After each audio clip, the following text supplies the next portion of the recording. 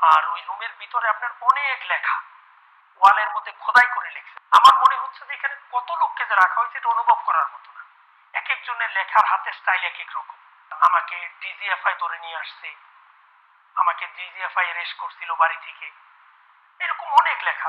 আর অনেকে আমার নাম্বার লিখে রাখছে যে যদি সম্ভব হয় আমার পরিবারকে কেউ বললেন যে আমাকে যেন খোঁজ করে, আমাকে সরকার এখানে এইভাবে বন্দি করে রাখছে।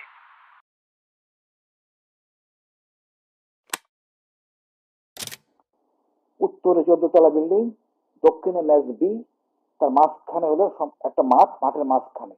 এর ঠিক পূর্ব পাশে হলো লগরিয়া হেডকোয়ার্টার, স্টেশন হেডকোয়ার্টার এবং এনসির অফিস। পশ্চিম পাশে হলো এমটি শেড, ডিজিএফআইয়ের এমটি শেড, এবং উত্তর পূর্ব কোণে হলো ডিজিএফআইয়ের মসজিদ। এই গুম হাউসটার ছদ্ম নাম হলো আয়নাঘর।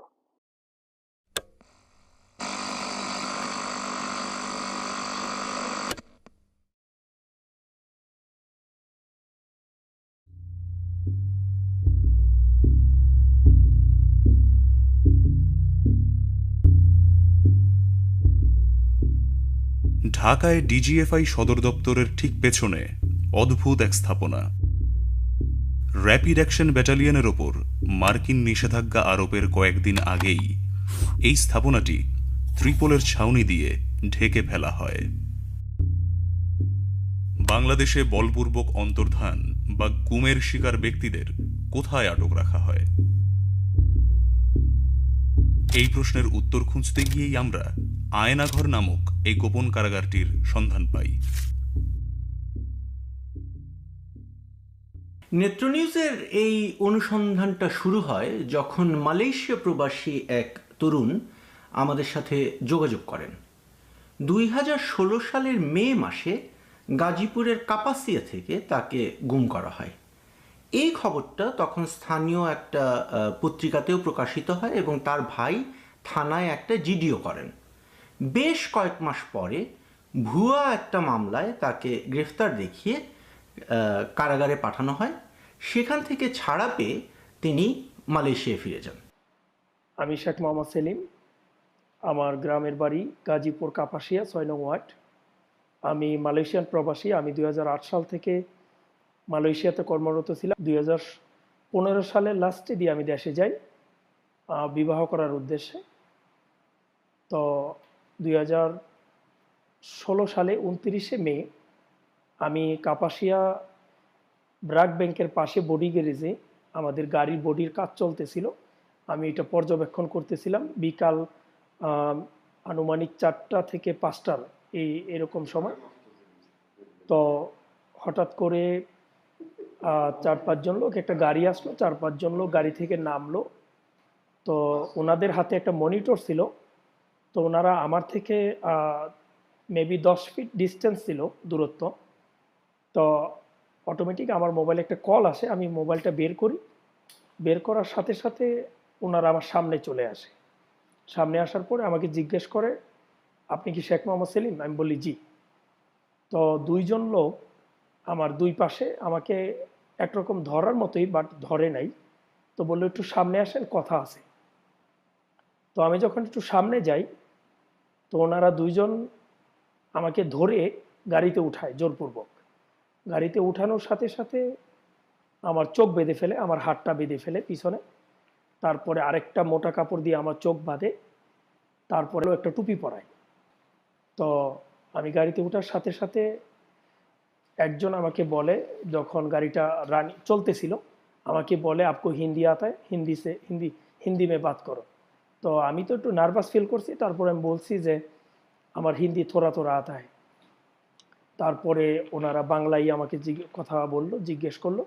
তো বিভিন্ন কথা বললো, জিজ্ঞাসাবাদ করলো। তো গাড়ি খুব স্পিডে চলছিল, আমার নিঃশ্বাস বন্ধ হয়ে যাচ্ছিল। আমি ওনাদেরকে বললাম যে আমার নিঃশ্বাস বন্ধ হয়ে যাচ্ছে। তখন ওনারা টুপিটা একটু উপরে উঠায় দেয়। তো রাস্তার পথিমধ্যে আপনার আমাদের রাজেন্দ্রপুর বাজারে একমাত্র রেল ক্রসিং আছে, যেটা খুবই গাড়ি চললে খুবই আপনার মানে শব্দ হয় আর অনুভব করা যায়। যেহেতু আমি দীর্ঘদিন এই লাইনে আমাদের গাড়ির ব্যবসা ছিল, তো ওইখানে আসার পরে আমি অনুভব করতে পারি যে আমি রাজেন্দ্রপুর বাজারে রেল ক্রসিংয়ে আসি, একটু সামনেই আমাদের সেনাবাহিনী ক্যান্টনমেন্ট, ওইখানে উঁচু উঁচু আইল্যান্ড আছে। তো ওই আইল্যান্ডে যাওয়ার পরে আমি পুরোপুরি কনফার্ম যে আমি আপনার ক্যান্টনমেন্টের ভিতরে আছি। তো ক্যান্টনমেন্টের মেবি লাস্ট চেকপোস্টে ওই গাড়িটা সিগন্যাল দেওয়া হয়। পিছনে গাড়ি ছিল নাকি ওইটা আমি দেখি নাই, পরে শুনতে পারছিলাম। আমি যখন বের হয়েছি তখন অনেকে বলছিল 2টা গাড়ি ছিল, বাট আমি একটা গাড়ি দেখছিলাম। তো যখন ক্যান্টনমেন্টে গাড়িটা ব্রেক করা হয়, তো সম্ভবত সেনা অফিসার কথা বলতে চাচ্ছিল, বাট ওনারা কথা বলতে রাজি না। পিছনের গাড়ির সাথে হয়তো বা ওনারা কথা বলার পরে আবার গাড়ি রানিং হলো, চলতে থাকলো। তো ওইখান থেকে মেবি 5 মিনিট ডিস্টেন্স, এতটুক জায়গা যাওয়ার পরে আমাকে গাড়ি থেকে নামানো হয়। গাড়ি থেকে নামানোর পরে আরেকটা গাড়িতে উঠানো হয়। শেখ মোহাম্মদ সেলিমের জবানবন্দিটা খুবই গুরুত্বপূর্ণ, কারণ এই প্রথমবার গুম থেকে ফিরে আসা একজন সার্ভাইভার প্রকাশ্যে তার অভিজ্ঞতা নিয়ে কথা বলছেন। কারা তাকে ধরে নিয়ে গেল, ঠিক কোথায় রাখলো, এসব প্রশ্নের উত্তর তার জানা ছিল না, কিন্তু অনেক খুঁটিনাটি বিষয় তার মনে ছিল। কাপাসিয়া, রাজেন্দ্রপুর, গাজীপুর, ঢাকা, এই রাস্তাটা তার আগে থেকেই খুব পরিচিত ছিল, কারণ তিনি নিজে এক সময় এই রুটে বাস চালাতেন। কাজেই চোখ বাঁধা থাকলেও তিনি অনুমান করতে পারছিলেন গাড়িতে করে তাকে কোন দিকে নিয়ে যাওয়া হচ্ছে। আমার ক্যালকুলেশন অনুযায়ী, আমার ধারণা অনুযায়ী আমাকে হোটেল রেসিডেন্স তা আর নৌবাহিনীর ক্যাম্প, কর্মীতলা হসপিটাল, এই এরিয়ার মধ্যে আমাকে নিয়ে আসছে। আমাকে মেন রুট থেকে সম্ভবত, মানে আমার ওই গাড়িটা যখন ঘুরানো হয় তখন আমি ফিল করতে পারছি ডানে হতো বা বামে যে কোনো একটা জায়গায় ঢুকিয়ে দিল গাড়িটা। তো আমার মনে হয়েছিল যে নৌবাহিনীর ক্যাম্প প্লাস কর্মীতলা হসপিটাল, যে কোনো আশেপাশে। যখন আপনার মেন রোড থেকে ঢুকানো হয়, ওইখানে আমি 2টা আইল্যান্ড ফিল করতে পারি, প্লাস একটা চেকপোস্টও ছিল যেখানে ওনারা গ্লাস একটু নামিয়ে কথা বলে। তো গাড়িটা খুবই স্লোলি চলছিল, মোটামুটি আপনার 10-15 মিনিট গাড়িটা চলার পরে, বা আরও কম সময়, বাট আমি একজ্যাক্টলি ইয়েটা বলতে পারবো না। তো গাড়িটা যে কোনো এক জায়গায় ব্রেক করা হয়। ব্রেক করার পরে আমাকে গাড়ি থেকে নামানো হয়। নামানোর পরে আপনার কেচি গেট বলে আমাদের, যেটা আমাদের বাংলাদেশে কলিপসেবল গেট যেটাকে বলে আর কি, আপনার ওই গেটটা খোলা হয়। তো আমি শব্দ ফিল করতে পারি, যেহেতু আমি দীর্ঘদিন ওয়েল্ডিংয়ের সাইটে জব করেছি মালয়েশিয়াতে। তো ওই দরজাটা খোলা হয়, খোলার পরে সিঁড়ির মতো জায়গা দিয়ে আমাকে একটু নামানো হয়। নামানোর পরে অনেক জায়গা আমাকে ঘুরানো হয়। তো এক জায়গায় নিয়ে আমাকে বসানো হয়। কিছুক্ষণ বসিয়ে রাখার পরে আপনার আমার নাম টাম জিজ্ঞেস করা হয়, আমার প্রেশার মাপা হয়। আমার প্রেশার মাপা আমি তো আর দেখি নাই, বাট ওনারা এখানে আপনার মেডিকেল ইকুইপমেন্ট লাগিয়ে ওনারা চেক করে। সেলিমকে যেখানে নিয়ে যাওয়া হয় সেই জায়গাটার ব্যাপারে বেশ কিছু সূত্র তার এই সাক্ষাৎকারে আছে। রাফ একটা লোকেশন, কলাপসিবল গেট, প্রেশার মাপার বিষয়টা, তাকে সেখানে এনার্জি প্লাস বিস্কুট খেতে দেওয়া হয়েছে, মাম পানির বোতল দেওয়া হয়েছে, যে সেলগুলোতে তাকে রাখা হয়েছে সেগুলোর বর্ণনা, ওইখানে বিকট শব্দে এক্সস্ট ফ্যান চলতো, সাউন্ড বাজানো হতো ইত্যাদি। এক জায়গায় তিনি বলেছেন তিনি ভোরের দিকে একটা বিমানের ওঠানামার কম্পন টের পেতেন, যা থেকে বোঝা যায় যে ওই গোপন বন্দিশালার আশেপাশে একটা এয়ারপোর্ট বা এয়ারফিল্ড ছিল। সবচেয়ে বড় সূত্রটা হলো তাকে যে সেলে রাখা হয়েছিল সেখানেই অন্য বন্দিরা ওয়ালের মধ্যে খোদাই করে ডিজিএফআই এর কথা লিখে রেখেছিলেন। আর ওই রুমের ভিতরে আপনার অনেক লেখা ওয়ালের মধ্যে খোদাই করে লিখছে। আমার মনে হচ্ছে যে এখানে কত লোককে যে রাখা হয়েছে এটা অনুভব করার মতো না। এক একজনের লেখার হাতের স্টাইল এক এক রকম।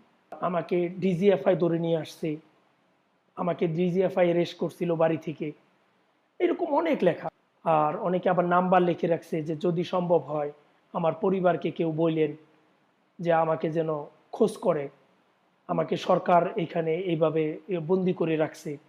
সেলিমের ইন্টারভিউ থেকে নেওয়া সূত্রগুলো ধরে আমরা র্যাব, পুলিশ এবং ডিজিএফআই এর বেশ কয়েকজন অফিসারের সাথে কথা বলি। তাদের মধ্যে কয়েকজন আমাদের বর্ণনা শুনে এই স্থাপনাটা চিনতে পারেন এবং তারা আমাদেরকে বলেন এই গোপন কারাগারটির নাম হলো আয়নাঘর। এই কারাগারটিতে প্রায় 30টির মতো সেল আছে এবং বেশ কয়েকটি সাউন্ড প্রুফ ইন্টারোগেশন রুম আছে যেখানে বন্দীদের নির্যাতন করা হয়। এখানে আটক ছিলেন বা এখনো আটক আছেন এমন কয়েকজন বন্দীদের বিষয়ে আমরা জানতে পেরেছি।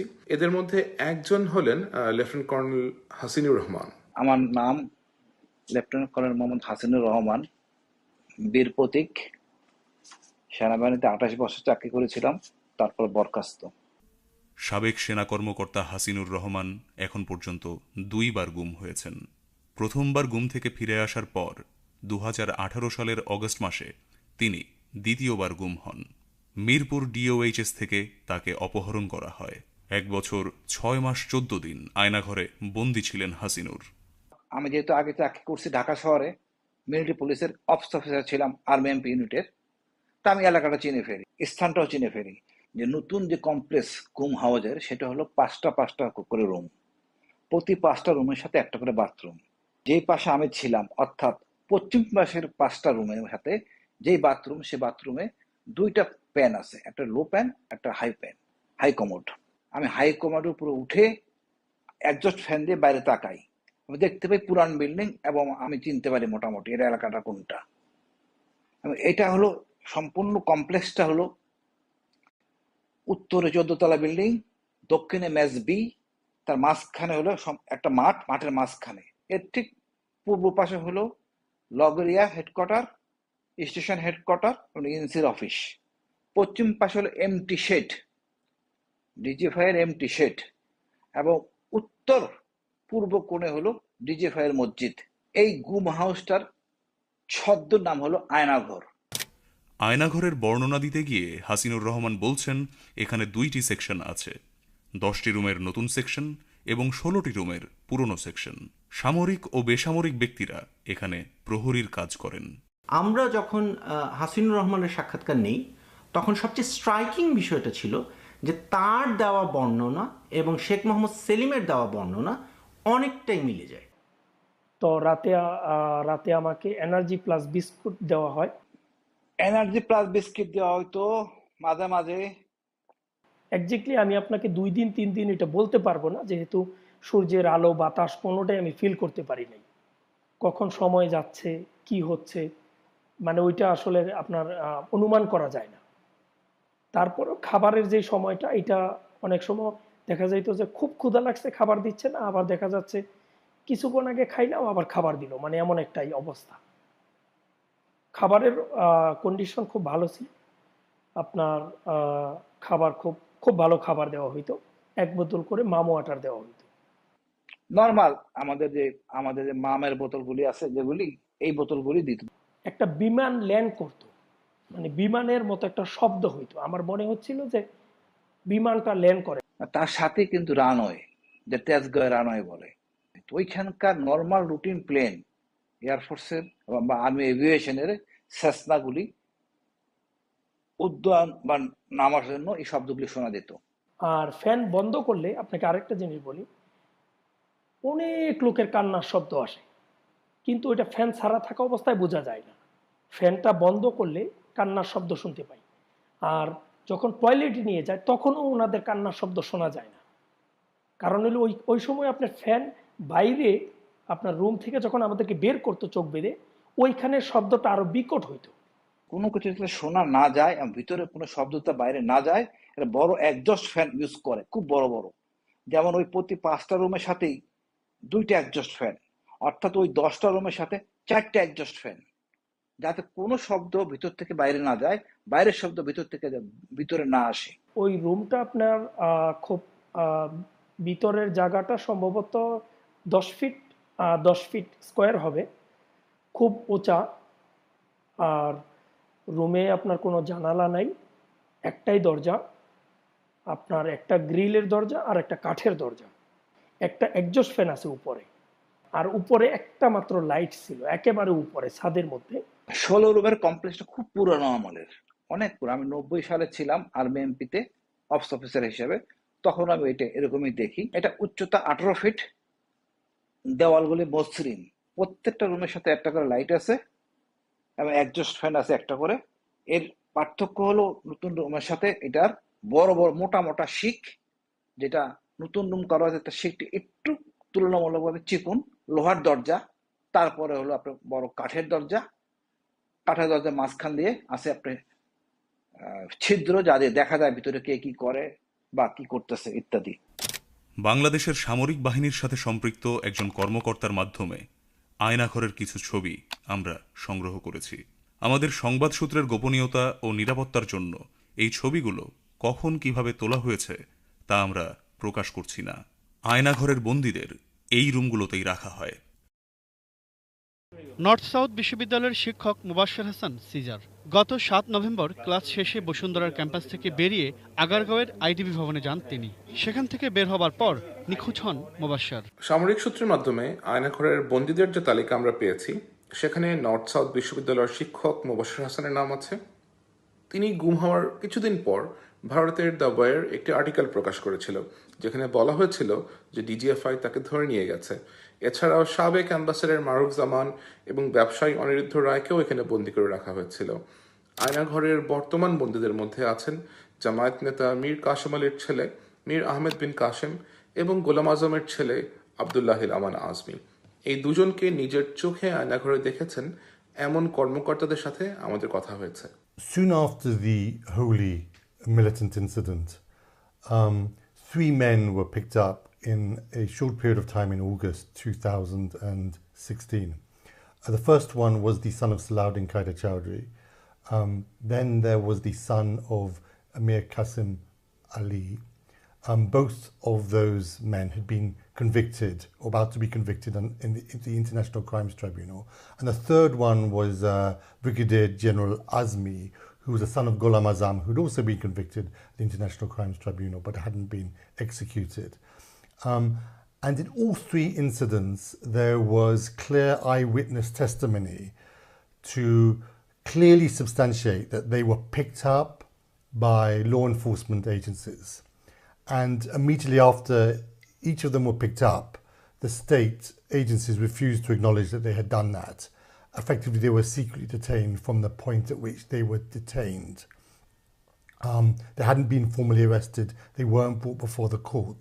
A few months after the 3 men were picked up and their whereabouts remained unknown and they're assumed to have been secretly detained, I managed to speak to a close associate of the Prime Minister, an individual who was in a position to have conversations with the Prime Minister and know about some of these kinds of secret dealings that took place.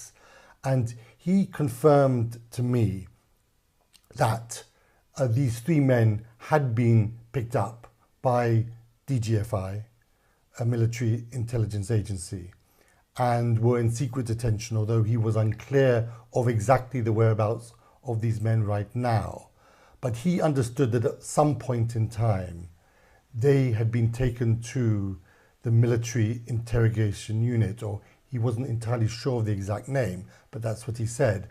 And they were definitely picked up at the behest of DGFI, having persuaded Sheikh Hasina what he called a cock and bull story, a concocted story, that somehow that these men were involved in militant activities and that they needed to be taken out effectively. সাধারণত এই 10 রুমের জন্য 2 জন লোক duty করে, আর 16 রুমের জন্য 2 জন duty করে। এই ডিউটির কাজ হলো 3 বেলা রুটিন ওয়াইজ বাথরুমে নেওয়া হয়। সকালে সাধারণত ডিউটি শুরু হয়, সকালের ডিউটিটা 4টা থেকে শুরু হয় 8টা পর্যন্ত, 4 ঘন্টা করে ডিউটি করে প্রহরীগুলি। একদিন সকালে, যেহেতু আমি মোটামুটি 10 জনের মধ্যে মোটামুটি একটু সম্মানী লোক, আমাকে ওই বাথরুমে নেবে, তা আমাকে নেওয়ার জন্য নিয়ে গেলেই ইতিমধ্যে বাথরুমের ভিতরে ছিল আরেকজন। তার দরজাটা খোলা হয়, আমি তখন দাঁড়ায় আছি, দাঁড়ায় দেখতেছি দরজাটা খোলা হচ্ছে, এবং ব্রিগেডিয়ার আজমিকে আমি দেখে ফেলি হাই কমান্ডের ওখানে। তখনও তার চোখ বাঁধা হয় নাই, মুখটা খোলা। তখন আমাকে সরে নেওয়া হয়। তা আমার বুঝতে আর বাকি থাকে না যে এখানে ব্রিগেডিয়ার আজমি থাকে। পরবর্তীতে আমি ওখানকার একটা ছেলের সাহায্য নিয়ে সমুদয় ব্যাপারটা বিস্তারিত জানি যে ব্রিগেডিয়ার আজমি ওখানে আছেন। আয়নাঘরে বন্দী ছিলেন এমন আরও 2 জনকে আমরা শনাক্ত করতে পেরেছি। এদের মধ্যে একজন হলেন বাড্ডা লিটন, যার সাথে সেলিমকে একই ঘরে রাখা হয়েছিল। দ্বিতীয়জন হলেন ইংলিশ মিডিয়াম স্কুলের একজন টিচার, যিনি সেলিমের পাশের ঘরে ছিলেন। তৃতীয় আরেকজন হলেন বংশালের যুবদল নেতা সোহেল, যার সাথে সেলিমের কথা হয়েছিল, কিন্তু তাকে আমরা পুরোপুরি শনাক্ত করতে পারিনি। ওই দিনকা খুব মারধর করার পরে আমাকে আর ওই রুমে নিয়ে যাওয়া হয় নাই, আমাকে আপনার আরেকটা রুমে নিয়ে যায়, অনেক দূর হাঁটায় নিয়ে যায়। অনেক দূর হাঁটানোর পর একটা রুমে নিয়ে যায় যেখানে প্রচণ্ড গরম ফিল করি প্রথম অবস্থায়। তো ওই রুমে যাওয়ার পরে আমি একজন ব্যক্তিকে দেখতে পাই। তো প্রথম অবস্থায় উনি ওনার নাম বলেন, উনি খুব চুপচাপ ছিলেন, একেবারে চিকন ছিলেন, আর ওনার শরীরের সামলা ছিল, লম্বা চূড়া। তো সম্ভবত অনেকটা সময় যাওয়ার পরে উনি ওনার পরিচয় দিল যে আমার নাম লিটন, আমার বাড়ি বাড্ডাতে। উনি বাড্ডা লিটন। উনি সম্ভবত 2017 সালে বা 16 সালে বাংলাদেশ থেকে সরকারিভাবে অলিম্পিকে মার্শাল আর্টে অলিম্পিকে যোগ দেওয়ার জন্য যাওয়ার কথা ছিল। ওই আপনার ওইটাকে মার্শাল আর্ট বলছিল না এক্স্যাক্টলি, মানে ক্যারাতি বলছিল আর কি, তো আমি বুঝি নাই। তখন উনি মার্শাল আর্ট বললো আমাকে, ক্যারাতি সম্ভবত। বাড্ডা লিটন সম্পর্কে সেলিম যে বর্ণনা দিয়েছেন সেটার উপর ভিত্তি করে আমরা বিভিন্ন ডেটাবেজে এই বর্ণনার সাথে মিলিয়ে অনুসন্ধান শুরু করি। আমাদের অনুসন্ধানে শেখ মোহাম্মদ আবু সালে নামক একজনের সন্ধান পাই, যিনি ঢাকার একটা কারাতে স্কুলে প্রশিক্ষক ছিলেন। 2016 সালের নভেম্বরে র্যাব তাকে গ্রেফতার দেখায়। সে সময় অভিযোগ আনা হয় যে এই আবু সালে ওরফে লিটন ওরফে হুরাইরা একজন জিহাদি সন্ত্রাসী এবং তিনি আইসিসের কারাতে প্রশিক্ষক হিসাবে কাজ করতেন। আমরা তার ছবি সেলিমকে দেখাই এবং তিনি আমাদেরকে নিশ্চিত করেন যে এই শেখ মোহাম্মদ আবু সালেই সেই বাড্ডা লিটন যার সাথে তার আয়নাঘরে দেখা হয়েছিল। এখানে ঘটনার টাইমলাইনটা খুবই ইন্টারেস্টিং। জুন মাসের দিকে যে লোক ডিজিএফআই এর হেফাজতে ছিল, নভেম্বর মাসে তাকে র্যাবের হাতে গ্রেফতার দেখানো হয়েছে এবং সেটাকে আবার সন্ত্রাসবাদ বিরোধী অভিযানের একটা সাফল্য হিসাবে প্রচার করা হয়েছে। তো ওই বাড্ডা লিটনের সাথে মোটামুটি একটু সময় যাওয়ার পরে উনি আমার বিষয়ে জিজ্ঞাসাবাদ করলো। আমি বললাম, তো উনিও ওনার পরিবারের কথা বললো যে ওনার 2টা বাচ্চা আছে। উনিও মাঝে মাঝে খুব কান্নাকাটি করতো। তো আমি রাত্রে একদিন স্বপ্নে দেখলাম যে আমাকে পুলিশ তাড়া করছে, আমি আমার বাড়ির পিছন দিয়ে ওয়াল টপকিয়ে বের হয়ে গেছি। তো আমি এটা ওনাকে বলি। উনি আবার ওই যে আমার বাম পাশে যে ব্যক্তি ছিল ওনার সাথে ওই ফ্যান বন্ধ করার অবস্থায় কথা বলল। ওনার সাথে বলল যে সেলিম একটা স্বপ্ন দেখলো, তো তো উনি বলল যে এটা তো খুব ভালো সংবাদ, উনি খুব দ্রুতই মনে হয় মুক্তি পাবে। তো তখন উনি বলল যে টয়লেটের মধ্যে সব টয়লেটে, উনি বলছে যে ওনাকে যেই টয়লেটে নিয়ে গেছে ওইখানে উনি ওনার আম্মার নাম্বারটা লিখে রাখছিল। তো নাম্বারটা আমার এখনো মনে আছে। আমি কি নাম্বারটা বলবো আপনাকে? 017-140। ওই লিটন আর ওই ব্যক্তি কথা বলতো, আপনার নির্দিষ্ট একটা সময় আপনার ফ্যানটা একেবারেই বন্ধ করে দেওয়া হয়, একেবারেই নিঝুম হয়ে যায়, মনে হচ্ছিল যে আপনি পৃথিবী থেকে আলাদা কোনো জায়গায় আছেন, কোনো শব্দ নেই, একেবারেই নিঝুম হয়ে যায়। এটা নির্দিষ্ট মেবি আপনার 30 মিনিট 40 মিনিটের জন্য এই সময় কথা বলতো। তারা ওয়ালের মধ্যে আঘাত করতো, আঘাত করার পরে ওই পাশ থেকে কথা বলতো। ওনারা দরজার সামনে দাঁড়িয়ে, লিটন দরজার এখানে দাঁড়িয়ে ওনার সাথে কথা বলতো। মানে আমি যখন ওই স্বপ্নের ব্যাখ্যা বললাম তো উনি বলছে যে হয়তো উনি খুব দ্রুত ছাড়া পাবে। তো আমার নাম্বারটা টয়লেটে লেখা আছে, সব টয়লেটে। উনি বলছে যে সব টয়লেটে ওনার নাম্বার উনি লিখে রাখছে। তো আমি অনেক টয়লেটে ওনার নাম্বার দেখছি। তো উনি তখন বলল যে ওনার মা যেন সরকারের উচ্চ পর্যায়ের কর্মকর্তাদের সাথে যোগাযোগ করে, ওনাকে কাফরুলের আশেপাশে কোথাও রাখা হয়েছে। উনি ওই লিটন আমাকে বলছে যে উনি ইংলিশ মিডিয়াম স্কুলের একজন টিচার ছিলেন, এতটুকুই। মালয়েশিয়াতে আসার পরে আমি ওই নাম্বারে কল দিই, একজন বুড়া মহিলার সাথে আমার কথা হয়। উনি খুব কান্নাকাটি করে এবং আমাকে রিকোয়েস্ট করে আমি যেন ফোন না দিই। বললো যে আপনি যে ফোন দিয়েছেন আপনি তো বিপদে পড়ে যাবেন। তো আমি বললাম যে কেন? বলছে যে আমাদের বাসার নাম্বার সব নাকি, ওনার বাসার নাম্বার নাকি সব গভর্নমেন্টের আওতায় ট্যাকিং করা নাকি, উনি এটা বললো আমাকে। তো আমি বলছি যে আমি দেশের বাইরে থেকে, আর আমি তো কোনো অপরাধী না, আমার ভয় পাওয়ার কোনো কারণ নাই। সেলিম যে নাম্বারটাতে কল করে ওই ইংলিশ মিডিয়াম টিচারের মায়ের সাথে কথা বলেছিলেন, সেই নাম্বারটাতে আমরাও কল করি এবং নিশ্চিত হই যে সেটা তেহজিব করিমের মা মুমতাজ করিমের নাম্বার। 2016 সালের মে মাসে ঢাকা বিমানবন্দর থেকে তেহজিব করিম নিখোঁজ হন। 3 বছর পর 2019 সালের মে মাসে তাকে গ্রেফতার দেখিয়ে আদালতে হাজির করা হয় এবং অভিযোগ আনা হয় যে তিনি জিহাদি সন্ত্রাসবাদের সাথে জড়িত ছিলেন। আমরা ধরে নিচ্ছি যে এই এতগুলো দিন তিনি রাষ্ট্রীয় হেফাজতে গুম ছিলেন। এখানে একটা প্যাটার্ন লক্ষণীয়, একজন মানুষকে তুলে নিয়ে গিয়ে গুম করে রাখা হচ্ছে এবং কয়েক মাস বা কয়েক বছর পরে তাকে আদালতে হাজির করে বলা হচ্ছে যে তিনি জিহাদি সন্ত্রাসবাদে জড়িত। শেখ মোহাম্মদ সেলিমের ক্ষেত্রেও এটা ঘটেছে। 2016 সালের আগস্ট মাসে তাকে আদালতে হাজির করা হয় এবং বলা হয় যে তিনি একটা নিষিদ্ধ ঘোষিত সংগঠনের সদস্য, যেটা স্পষ্টতই একটা বানোয়াট অভিযোগ। কিন্তু তাকে কেন প্রথমত গুম করা হলো সেই রহস্যটাও আমরা সমাধান করতে পেরেছি। তো সম্ভবত একেবারে সকালবেলা ফজরের সময় মনে হয় ওনারা আমাকে ওইখান থেকে চোখ টোক বেঁধে জিজ্ঞাসাবাদের জন্য নিয়ে যাওয়া হয়। তো ওইখানে আমাকে একজন মহিলা জিজ্ঞাসাবাদ করে। তো উনি আমাকে জিজ্ঞাসাবাদ করলো আমার নাম, আমার টোটাল পরিচয়, আমি কি করি, সম্ভবত ISIL বা ISL পাকিস্তানের একটা গোয়েন্দা সংস্থার কথা আমাকে জিজ্ঞেস করলো। তো বললো যে পাকিস্তানের ISL ওইটার সদস্য নাকি আমি। তো আমি বলছি যে আমি এটার নাম শুনি নাই কোনোদিন। তো পরে ওনারা আমার বয়সটা নিয়ে, মানে আমার নাম জিজ্ঞেস করলো, আমি বললাম শেখ মোহাম্মদ সেলিম। তো আমার পিতার নাম, তো এটা অনেকবার আমাকে জিজ্ঞাসা করলো। তো পরে ওনারা মানতে চাচ্ছিল না যে আমার জন্ম তারিখ 1/1/1990। তো ওনারা আমাকে ওই সময় মাস শুরু করে, আপনার মানে কোন দিক থেকে বাড়ি দেয় আমি অনুভব করতে পারিনি, বাট ডানে বামে, মানে আমি এদিকে কাইতে হলে ওইদিকে বাড়ি দেয়, পায়ে বাড়ি দেয়, ডান পাশে বাম পাশে, খুব জোরে জোরে মারে। তো আমিও খুব কান্নাকাটি করি, সব বিষয়ে জিজ্ঞাসাবাদ করে।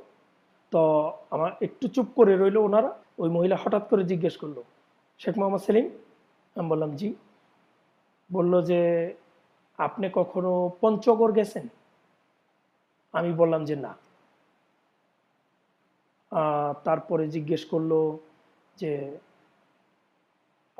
আমাকে সম্ভবত আপনার গোপালগঞ্জের যে কোনো একটা এরিয়ার নাম বলল, যে আপনি গোপালগঞ্জ সম্ভবত কি জানি কুটুয়ালিপাড়া হয়তো এরকমই একটা নাম হইতে পারে, যে ওইখানে আমি নাকি বোমা পুঁতে রাখছিলাম শেখ হাসিনাকে হত্যা করার জন্য। আমি বলছি যে না, আমি ওই এলাকাতে কখনো যাইনি। তো ওনারা কেমন জানি মানতেছিল না যে আমি, আমার বাড়িটা কাপাসিয়া 6 নং ওয়ার্ডে। আমরা যেটা ধারণা করছি, সেলিমের কেসটা একটা মিস্টেকেন আইডেন্টিটি বা ভুল পরিচয়ের কেস ছিল। জিজ্ঞাসাবাদের সময় তাকে বলা হয়েছে যে তিনি শেখ হাসিনার উপর হামলার সাথে জড়িত ছিলেন। শেখ মোহাম্মদ সেলিম তার আসল নাম নয়, তার বয়স আসলে অনেক বেশি ইত্যাদি।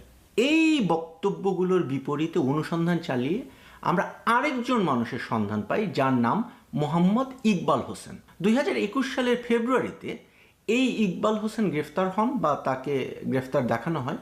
সে সময় র্যাব এবং বিভিন্ন গোয়েন্দা সংস্থা বরাত দিয়ে পত্রপত্রিকার যে রিপোর্টিংয়ে বলা হয় ইকবাল হোসেন হরকাতুল জিহাদের সদস্য এবং তিনি 21শে আগস্টের গ্রেনেড হামলার সাথে জড়িত ছিলেন। ইকবাল একসময় মালয়েশিয়ায় ছিলেন এবং সেখানকার ভুয়া কাগজপত্রে তার নাম ছিল সেলিম। আমরা আরও যেটা দেখি, তাকে ধরার জন্য গাজীপুর ও সাভারে অভিযান চালানো হয়েছে বেশ কয়েকবার। সুতরাং আমাদের মূল্যায়ন হলো ইকবাল হোসেনকে আটক করতে গিয়েই শেখ মোহাম্মদ সেলিমকে আটক করে ডিজিএফআই। পরবর্তীতে তারা তাদের ভুলটা বুঝতে পারে এবং সেলিমকে ডিবি পুলিশ বা সিটিটিসির হেফাজতে পাঠিয়ে দেয়। শেখ মোহাম্মদ সেলিমের নারকীয় অভিজ্ঞতার এখানেই শেষ নয়। সিটিটিসির হেফাজতে হস্তান্তর করার পরে তাকে ঢাকার মিন্টো রোডের ডিবি কার্যালয়ে নিয়ে যাওয়া হয়। সেখানে তার অভিজ্ঞতার বর্ণনা থাকছে এই প্রতিবেদনের দ্বিতীয় পর্বে। পর্বটি দেখতে চোখ রাখুন নেত্র নিউজের ইউটিউব চ্যানেলে। নেত্র নিউজের এই অনুসন্ধানে প্রাপ্ত তথ্যগুলো নিয়ে আমরা কথা বলেছি হিউম্যান রাইটস ওয়াচের সাউথ এশিয়া ডিরেক্টর মীনাক্ষী গাঙ্গুলির সাথে। In our work on enforced disappearances, obviously we've known that there are these secret sites. It is still devastating to know that it exists with the full knowledge of the military, in the military compound. And we hope that very quickly now, there is an investigation, not only on this site, but on others. The people that are being held here, and so many have been held here for years, their families are still waiting for them to come home, should be immediately released. And then there should be a proper investigation into who's responsible. বাংলাদেশের সামরিক বাহিনীর সাথে সম্পৃক্ত একজন কর্মকর্তা আমাদের নিশ্চিত করেছেন যে আয়নাঘর নামক গোপন কারাগারটির পরিচালনার দায়িত্বে আছে ডিজিএফআই এর counter terrorism intelligence bureau CTIB. 2016 সাল থেকে এখন পর্যন্ত বাংলাদেশ সেনাবাহিনীর ব্রিগেডিয়ার জেনারেল র্যাঙ্কের 4 জন কর্মকর্তা সিটিআইবির পরিচালক পদে ছিলেন। এই সময়কালে ডিজিএফআই এর মহাপরিচালক পদে দায়িত্বে ছিলেন মেজর জেনারেল র্যাঙ্কের 4 জন কর্মকর্তা। নেত্র নিউজের পক্ষ থেকে এই অনুসন্ধানের বিষয়ে ডিজিএফআই এর বক্তব্য চেয়ে সংস্থাটির মুখপাত্রের সাথে যোগাযোগ করা হলেও তিনি কোনো বক্তব্য দেননি। ভাই ভালো আছেন? ভাই আপনার কাছে তো আসলে কোনো কিছু দাবি করি না, শুধু একটাই চাওয়া, একটাই দাবি, যে আমাদের এই নিউজটা যেন এমনভাবে উপস্থাপিত হয় জনসাধারণের সামনে বা ওয়ার্ল্ডের সামনে, এমনভাবে উপস্থাপিত হয় যাতে করে এই বাংলাদেশে যতগুলা মানুষ গুম হয়েছে, যতগুলা মানুষ ক্রস ফায়ারে আসামি হয়েছে, মারছে তাদেরকে, যারা এখনো গুম আছে, এই মানুষগুলার ভাগ্যের যেন একটা পরিবর্তন আসে, আর ভবিষ্যতে যেন এমন বিপদে বা এমন নির্যাতন নিপীড়নের শিকার যেন বাংলাদেশের কোনো মানুষ না হয়। আপনার কাছে আমার এটাই চাওয়া। আমি তো মন থেকে চাই যে আমার মতো এমন যারা নির্যাতিত নিপীড়িত প্রত্যেকটা মানুষ আইসা কথা বলুক আপনাদের সাথে, কিন্তু কেন জানি সবাই ভয় পায়।